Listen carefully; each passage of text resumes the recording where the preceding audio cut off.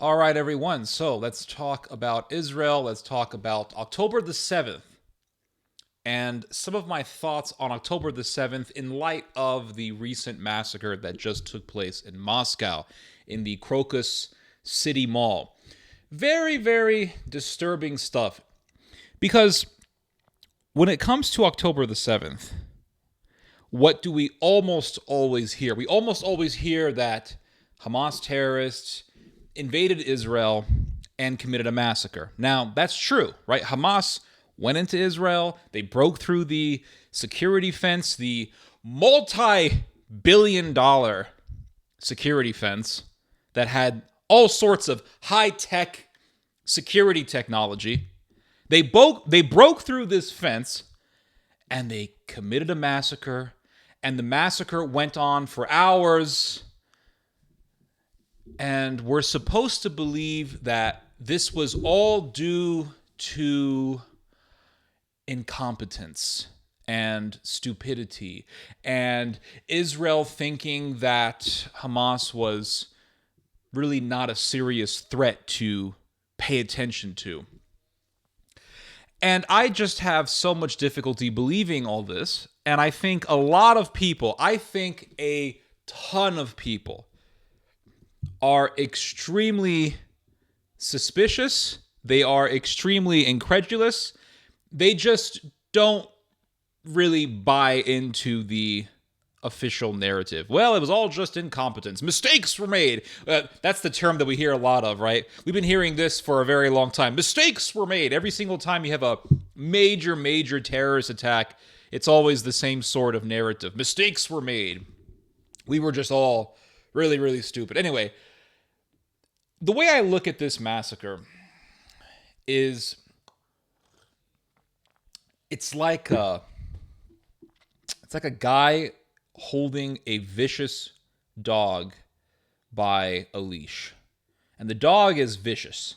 The dog is just an absolutely feral, extremely violent dog. You can't trust this damn dog, right? You have to keep this dog on a leash, or you got to put the damn thing down because the thing just knows nothing but being vicious and killing. It's a very violent, feral dog.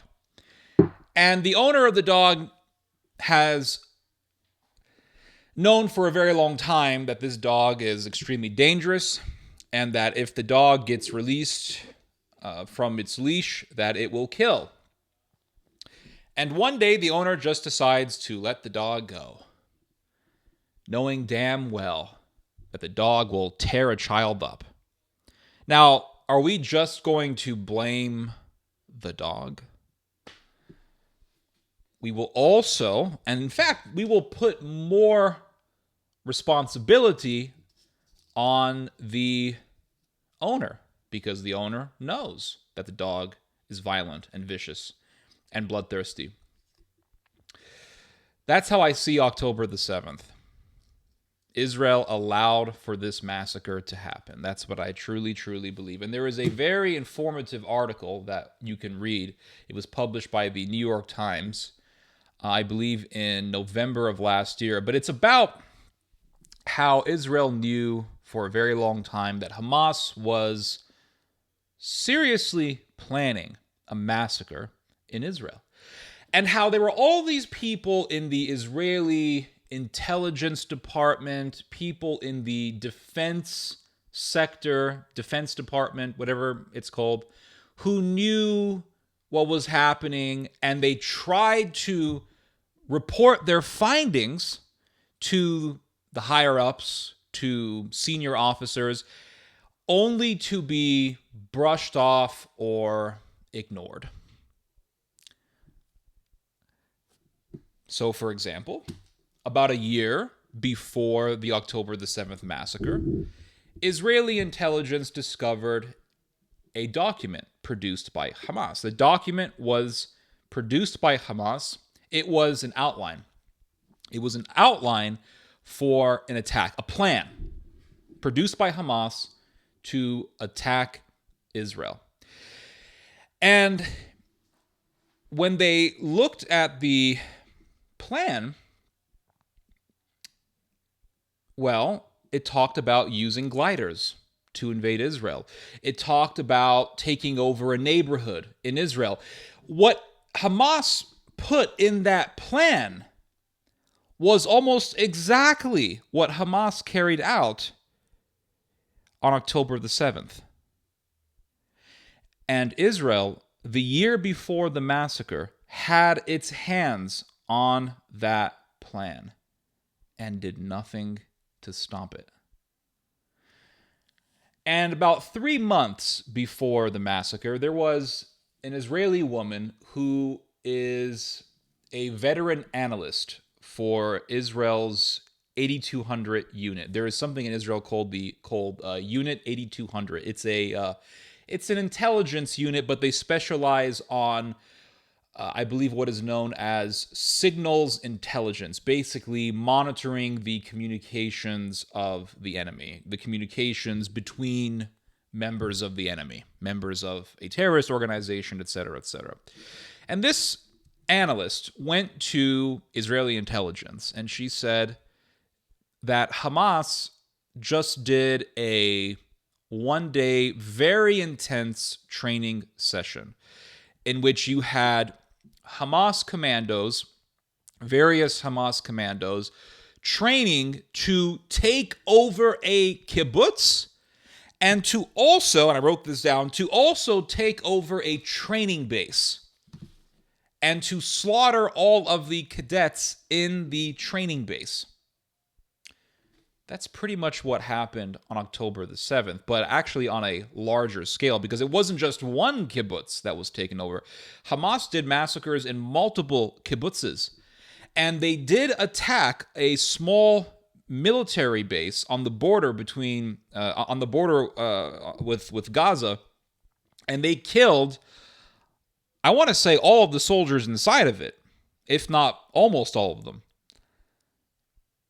And so this veteran analyst for the signals intelligence department in Israel, she went to the other officers, whoever they were, and she went to the IDF, and she said, they've done this huge training session in Gaza, and they're planning on taking over a kibbutz, and they're planning on taking over a training base, a training facility.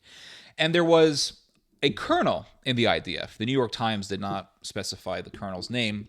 There was a colonel in the IDF who brushed aside her warning and basically said, this is not really a big deal.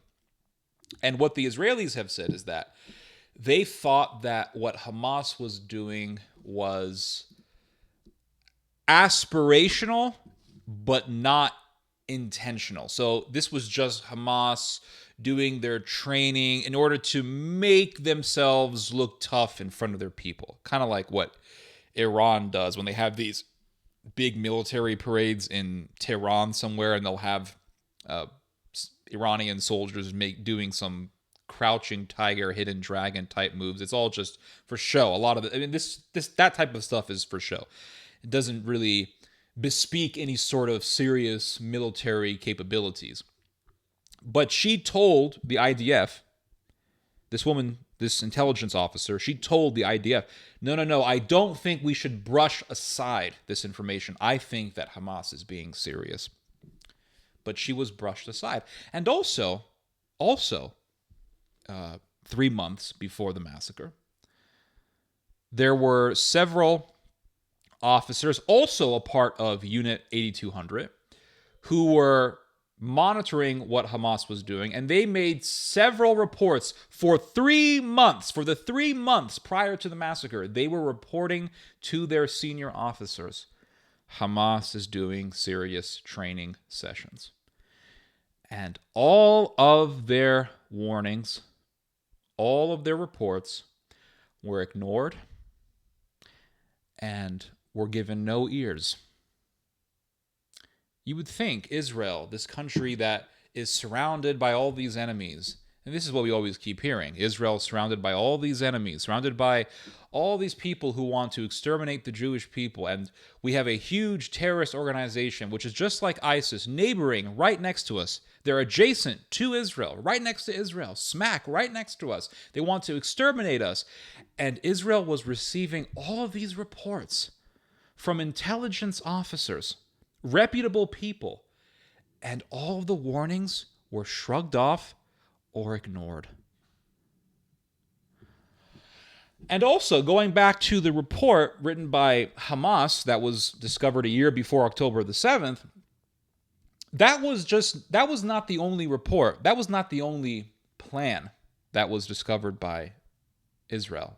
That was just one of numerous plans that had been discovered. And all these plans were written by Hamas, and they were all plans to attack Israel.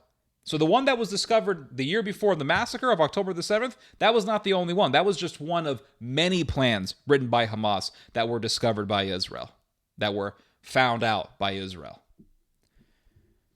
In fact, in 2016, the Israeli intelligence found out about a particular plan by Hamas, and the plan was to start a confrontation, not by just sending rockets into Israel from Gaza, but to actually start the confrontation within Israel's borders.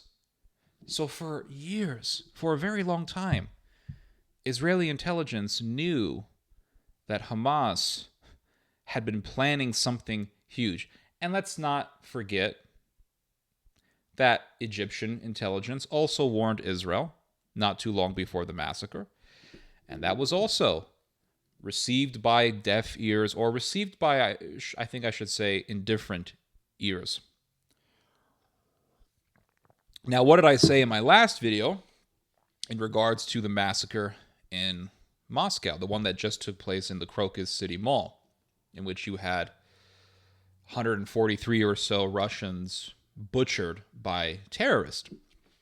I talked about the purpose of terrorism. What is the purpose of terrorism? Why do terrorists do what they do? Terrorism is done to get a reaction. Terrorism is not just done to kill. Killing is a means for terrorism, but it is not the end goal of terrorism. The end goal of terrorism is to get a reaction.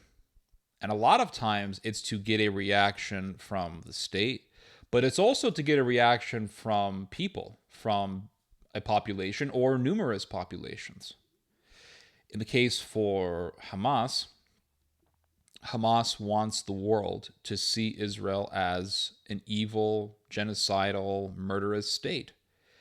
And Hamas is getting what it wants, because I have never in my life seen so much antagonism towards Israel and the Jewish people than now. So Hamas wants the world to see Israel as not just an unlegitimate state, but also to see Israel as evil and murderous and genocidal. The terrorist actions, the massacre that Hamas committed, got Israel to invade Gaza and to pretty much just set the whole region ablaze. I mean, Gaza is destroyed. It's leveled. I have seen enough videos on Twitter to see how Gaza has just been flattened. I mean, they have destroyed Gaza. Oh, well, not really. There's some areas in the south. I mean, you see all these destroyed buildings, just destroyed buildings galore. It looks like Syria when it was in the middle of its civil war. It is just flattened and razed and just devastated. And the world is looking at Israel and saying, you guys are murderous. You guys are excessive. You guys are too much.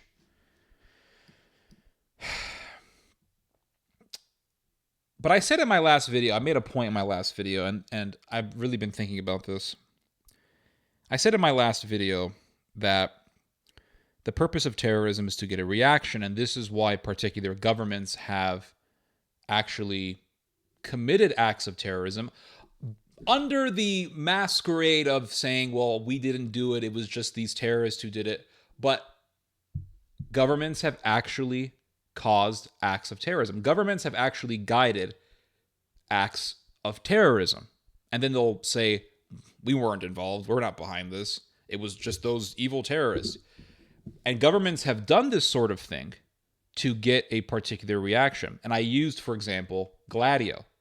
And I used, for example, the Bologna massacre, which happened back in the 1980s, in which you had dozens of people murdered in a bomb attack. And the bomb attack was something that was guided by NATO. It was a NATO operation, but it was done for the purpose of doing a massacre and then blaming it on the Soviets so that the Europeans would become nationalistic and right-wing against communism. And this is why various NATO intelligence agencies, CIA, British intelligence, German intelligence, Norwegian, Spanish, French, Italian intelligence were involved in backing and arming right-wing, far-right, ultra-nationalist, and even neo-Nazi paramilitaries. And they had these Nazis do these acts of terrorism because it wasn't just in Italy that this sort of thing was happening. It was happening in Turkey. It was happening in Belgium. There were various horrendous acts of murder that took place in Belgium under the Gladio operation. And all of these, for example, people in Belgium were walking into random grocery stores and just shooting people with shotguns. And it happened various times in Belgium during the Cold War. And these were all acts of terrorism. And no one really knew who committed these murders. But it was all done to get people to hate the Soviets. So these acts of terrorism in the Gladio operation were done to get a reaction. They wanted people to become right-wing, nationalist, anti-communist. But nonetheless, the terrorism was facilitated by governments. It wasn't just done by various individuals. It was done by governments to get a reaction, to solicit a reaction. And I said in my last video, or not my last video, but I said in one of my last videos, that we should understand these things because we don't want to be manipulated. Because when we see an act of terrorism, we have a reaction. We believe the narrative. We want to fall for exactly what the government wants us to fall for. And I said that in my video. I said we should not want to be manipulated. We don't want to be manipulated, right? Nobody wants to be manipulated into believing a narrative and then supporting something that may just be unjust and may just be something based on extremely insidious motivations. And I thought about that. I was thinking about it after I uploaded the video. I thought about it and I said, wait a second. How do I know that I wasn't manipulated by Israel? Because Israel knew that Hamas wanted to do something horrific. Israel knew that Hamas was planning something big. For years, there were all these people in the Israeli intelligence department who were saying Hamas is planning on something big. People in the United States knew that Hamas was planning something big. People in Egypt knew that Hamas was planning something big. And then this horrendous massacre takes place. Over 1,000 people are butchered by Hamas. And Israel's explanation is mistakes were made. Israel's explanation is we were stupid. We just didn't know any better. And I'm looking at this whole situation and I'm thinking multi-billion-dollar security fence. I'm thinking all this money, tons of money being poured into Israel's defense department, Israel's defense technology, all these things. And I'm thinking, and they just did not allow this terrorism attack to happen. That's impossible, right? It's impossible that Israel would allow something like this to happen. But then you look back even further in time and you see that, wait a second, Israel wanted Gaza to be ran by Hamas. Why? So that they could have an excuse to go to war and have an excuse to see Gaza as a military target. And then I think to myself, oh my God, I think I was being manipulated. Because I thought, well, there was this massacre and I see Israel and Now, I wasn't completely, I haven't really been hardcore gung-ho about Israel, right, for many years. And even when October the 7th happened, right after it happened, right after the massacre happened, I did a video saying, listen, yes, Hamas is evil. Yes, all this, the things that Hamas did was evil, absolutely. But let's be aware of the reality of Jewish racism, Jewish ultranationalism, right-wing Jewish racism. So I've always known these things. I've always known that there is a viciousness and an anti-Christian spirit in Israel. But at the same time, I understand that when an organization like Hamas does a massacre in your country, you have to take military action. So yes, Israel does have a right to go to war with Hamas. But then I think about all these other factors, and I've always known that Israel allowed this massacre to happen. I've always believed that because I said that right after October the 7th happened. I did a video saying, yeah, Israel allowed this to happen. I've done a couple of videos on this topic that Israel allowed this massacre to happen. So I wasn't always completely just naive. I wasn't naive to this reality is what I mean. But at the same time, I thought, yeah, Israel should just go there and blast everything to smithereens. But then I think about the other factors, right? I think about the totality of the circumstances. I think about all of the circumstances and the factors. And I see, wait, Israel wanted this attack to happen. Why? Because if Israel wanted this attack to happen, then that means that Israel wanted this butchery to take place. And it's not just Hamas that's responsible, it's also Israel that's responsible. And just like the guy who has the vicious dog by the leash, who lets the dog go and the dog kills a child, and how we put more blame on the owner than the dog, who do I put more blame on? Israel or Hamas? If Israel allowed this massacre to happen, most of the blame is to be put on Israel because they could have stopped this nightmare from happening, but they didn't. Why didn't they? It's because they wanted to manipulate the whole world to support Israel. Terrorism is a form of manipulation. And it's not just individuals who are committing acts of terrorism to manipulate people, it's governments who do acts of terrorism. It's governments who do acts of terrorism.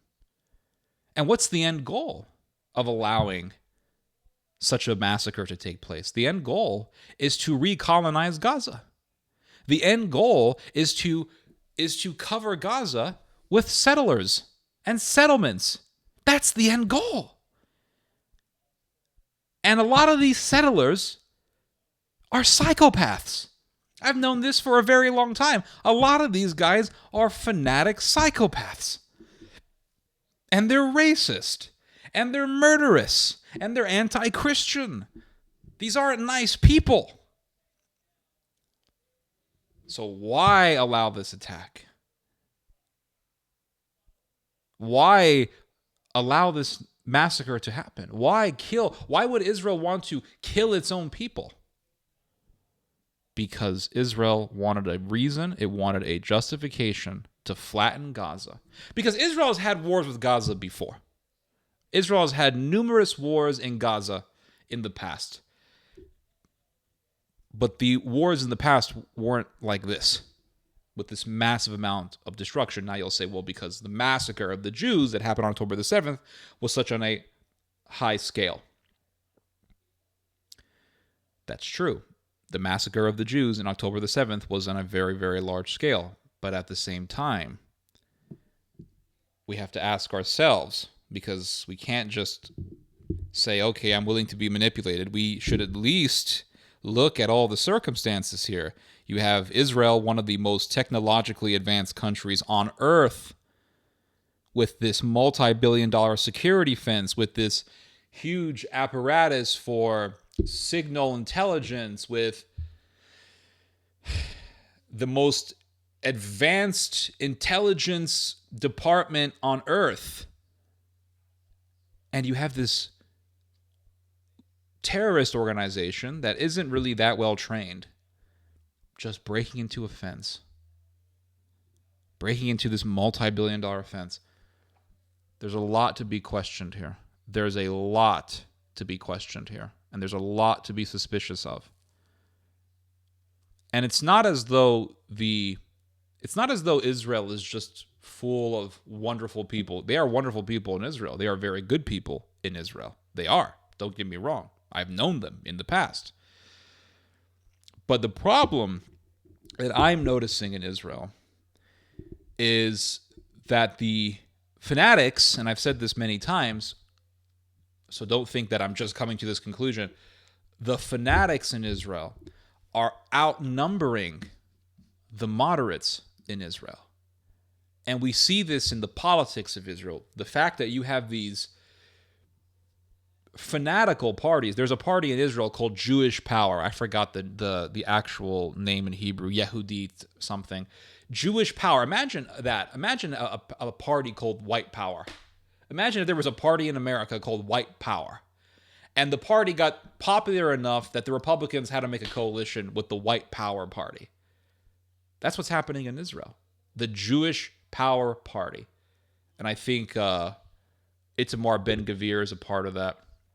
And you have Ben-Gvir arming how many Israeli citizens? Israeli Jewish citizens? I think 100,000 or so Jewish citizens have been armed thanks to the arming program of Itamar Ben-Gvir. Why are they arming all these people? They say, well, it's to have self-defense, right? Self-defense against terrorists. I wouldn't be surprised that one day those very weapons would be used on other Jews. Because there are a lot of Jews who are extremely angry with Netanyahu. There are a lot of Jews who know that this massacre happened because of either incompetence of the government or because of a conspiracy. And they're extremely angry. And so there is this rift going on in Israel, and I've talked about this many times. I've been talking about this for years.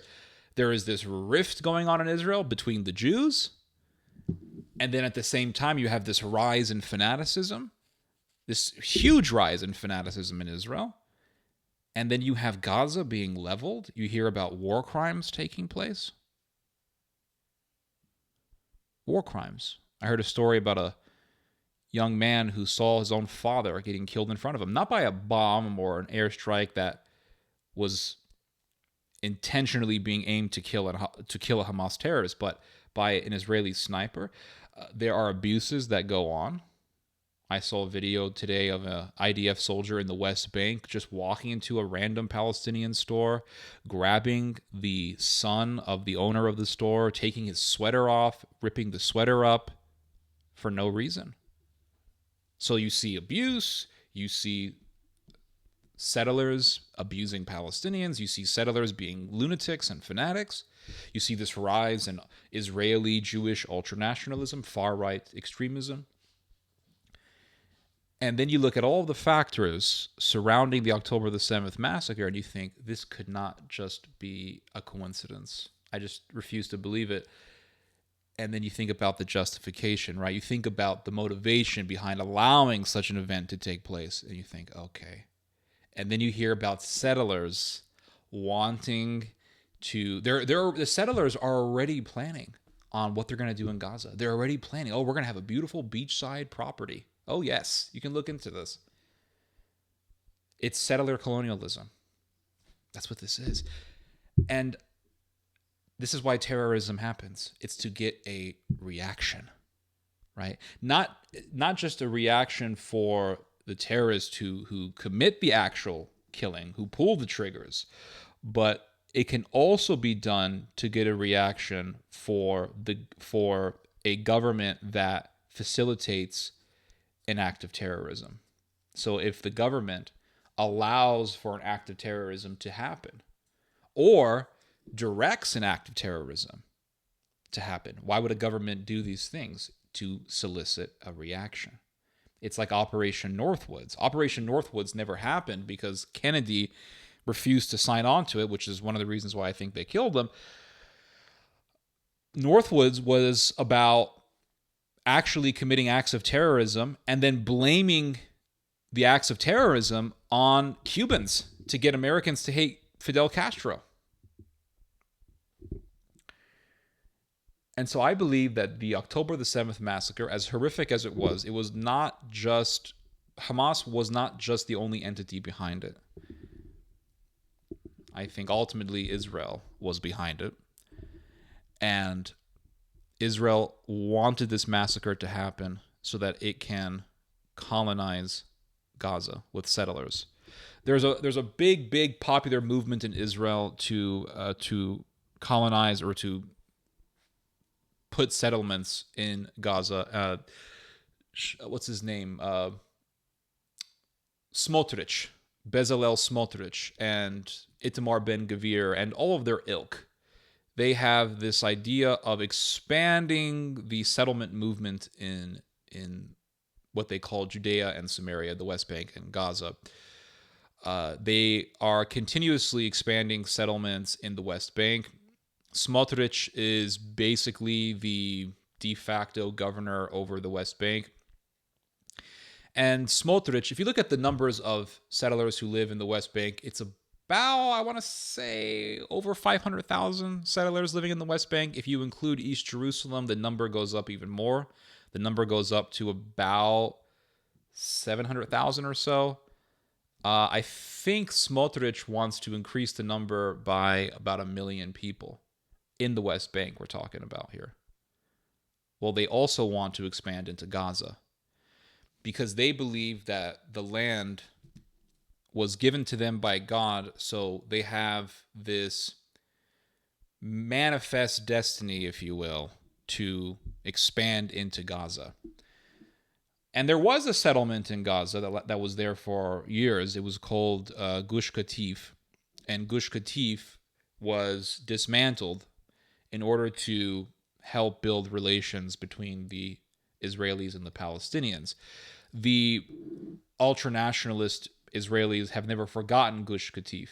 It's very interesting. The biggest opponents to Gush Katif were the Jews who were living in the kibbutzes bordering with Gaza, and they believed that the Gush Katif settlement was a hindrance to peace in Gaza.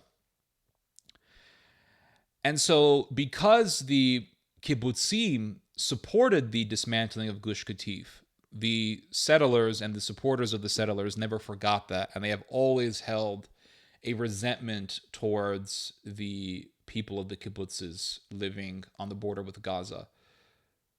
And think about it. Who got butchered in October the 7th? It was the kibbutzim people. It was the Jews of the kibbutzes. It was the people who actually sympathized with the Palestinians who were butchered by the Palestinians. And that really tells you something about how dysfunctional a lot of Gazan culture is.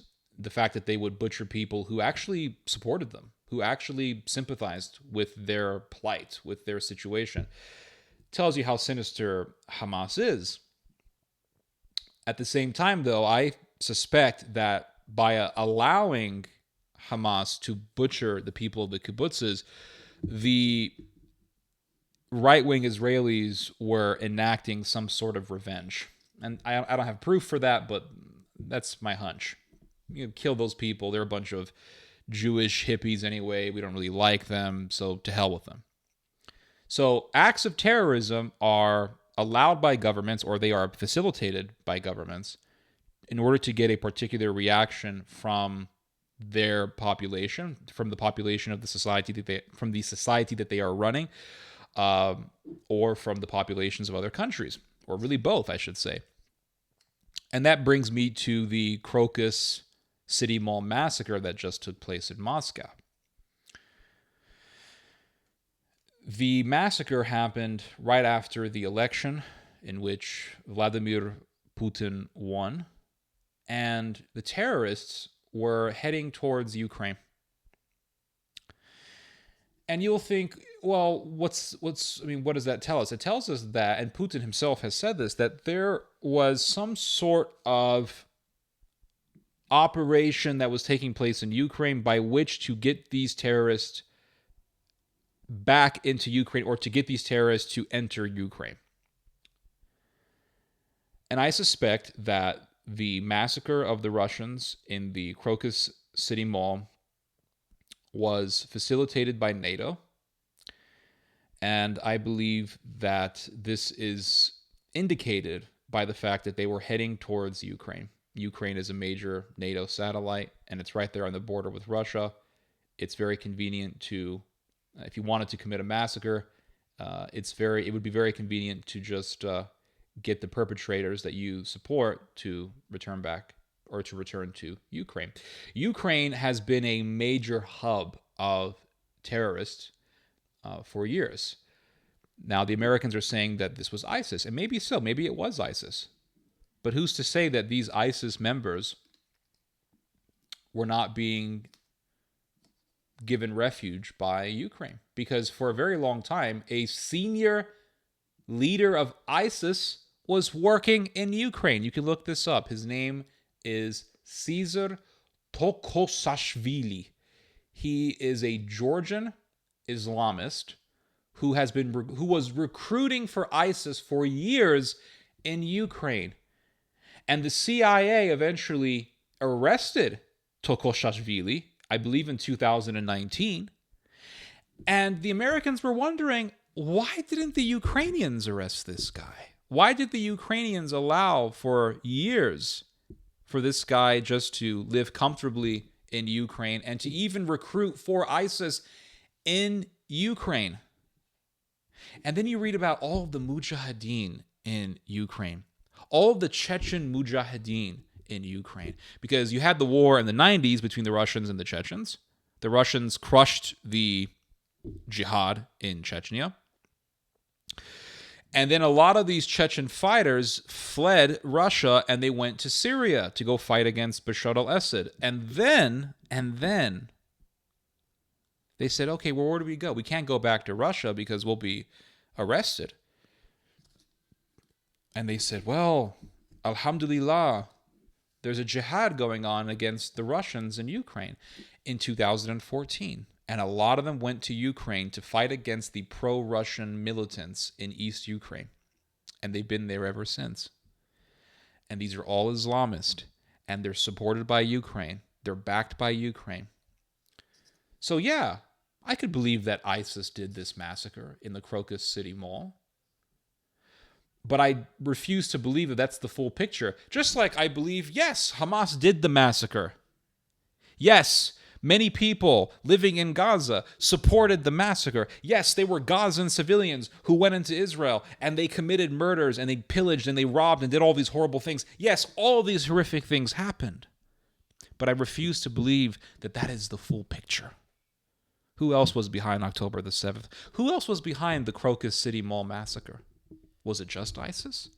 Or were there people harboring these ISIS murderers or these terrorists if they're not members of ISIS? And why would the United States facilitate a massacre of Russians in Moscow? What would be in it for the United States to allow such a massacre to take place? Well, like I said, acts of terrorism are facilitated by governments in order to solicit a reaction. So what would be the reaction?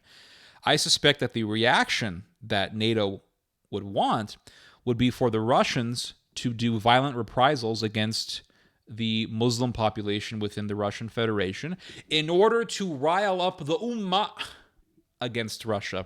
And let's not forget, who lives in Crimea? The Americans want Crimea to be returned back to Ukraine. Who lives in Crimea? It's not just Russians. Islamic Tatars, Muslim Tatars live in Crimea. And who has been trying to rile up the Tatars? Turkey, Erdogan. So imagine if Russia started to do violent reprisals against Muslims. The Ummah would be riled up. Turkey would be saying, oh, Tatars, rise up against... Or I don't think he would say that, but there would be definitely some sort of a jihadist movement to get the Ummah within Russia to rise up against Moscow, thereby sparking a war within the Russian Federation, the likes of which was seen in the 1990s in Chechnya and in Dagestan. But these are just my thoughts. These are just my observations. I'm speaking from my heart here. When I first saw the massacre that took place in Israel, and then I saw the bombing of Gaza, yes, a part of me was saying, this is right, they need to be bombed. But then I started thinking. I started reading about war crimes and started hearing about them. And then I started thinking about the fact that I've talked about this. I started thinking about the fact of the rise of Jewish radicalism, the rise of the settler movement in Israel. And then I thought to myself, oh my God, why would Israel want this massacre to happen? What sort of reaction would Israel want? The reaction is to get the settler movement to gain even more popularity so that people will say, yes, let's resettle Gaza. And I think that is the motivation. And these settlers are not good people. I'm sure there are good people amongst them, but I think for the most part, these people are vicious, racist, anti-Christian. And I think that we should be looking at these realities in order to try our best to get the full picture. Anyway, you guys just heard some theology. God bless.